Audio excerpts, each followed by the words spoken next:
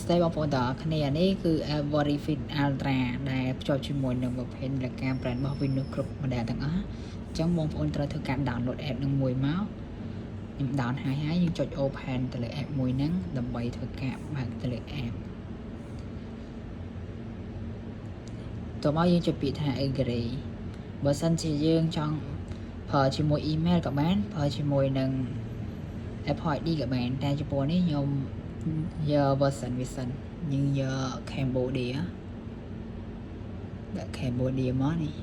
ចុចយក version Cambodia មកកន្លែងនេះយើង note ឈ្មោះយើងដាក់ឈ្មោះអីក៏បានដែរយើង note ឈ្មោះមកបន្ទាប់មកវាឲ្យយើង select ខាងលើនេះគឺយើង select យក page អញ្ចឹង page ប្រុសយើងដាក់ page ប្រុសមកហើយយើងដាក់ថ្ងៃខែឆ្នាំកំណើតយើងដាក់ប៉ុន្មានក៏បានដែរថ្ងៃខែឆ្នាំកំណើតយើងហ្នឹងដាក់ត្រូវមកដល់កន្លែងនេះគេ select យកកម្ពស់យើងកម្ពស់ប៉ុន្មានយើងដាក់កម្ពស់ហ្នឹងទៅទម្ងន់យើងទម្ងន់ប្រហែលអីយើងដាក់តាមហ្នឹងដែរមកចូលមកយើងចុចពាក្យថា next step កន្លែងនេះយើងអាចចុចទៅមុខទៀតក៏បានដែរយើងអាច select មើលតាមហ្នឹងទៅតែនេះខ្ញុំ select យកតែម៉ោង12ម៉ោងទៅបន្ទាប់មកយើងចុចជាពាក្យថា next step ទៀតមក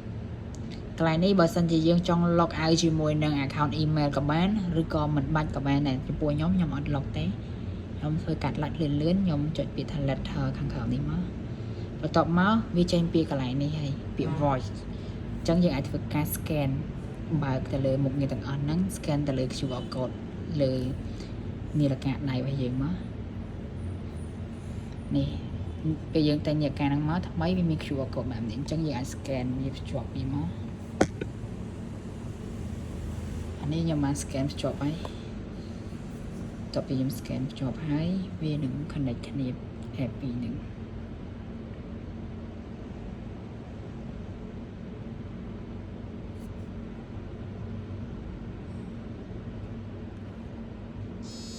នេះ connect បានហើយយើងចុចពាក្យ Latin មកយើងចុចពាក្យខាងក្រោមនេះមកកន្លែងយើងបដូរភាសាបើយើងចង់បដូរភាសាក៏ដូរទៅតែបើយើងអត់ដូរទេយើងចុចពាក្យថា next នេះទៀតមកនេះអ៊ីនធឺណិតរឿង slow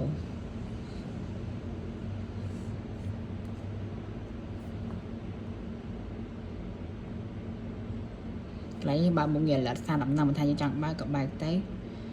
យើងបើកវាចឹងមកបើកលើមុខងារអីខ្លះយើងបើកវាទៅហើយចុចពាក្យ next ទៀតមក trollយើងចូលទៅក្នុង app យើងបើកពាក្យ pair ហ្នឹងមក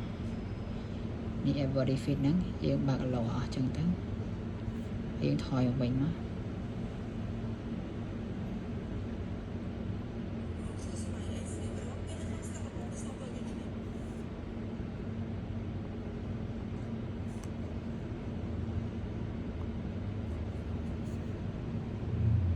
នេះ very fit ultra នេះផ្លេចបើកអានេះ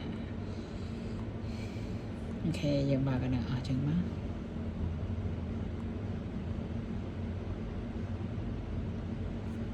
ចុច load ទៀតមកហើយនេះកន្លែងពាក្យណែនាំមកគេទេជាប្រាប់យើងមុខងារខ្លះយើងចុចតាមហ្នឹងទៅ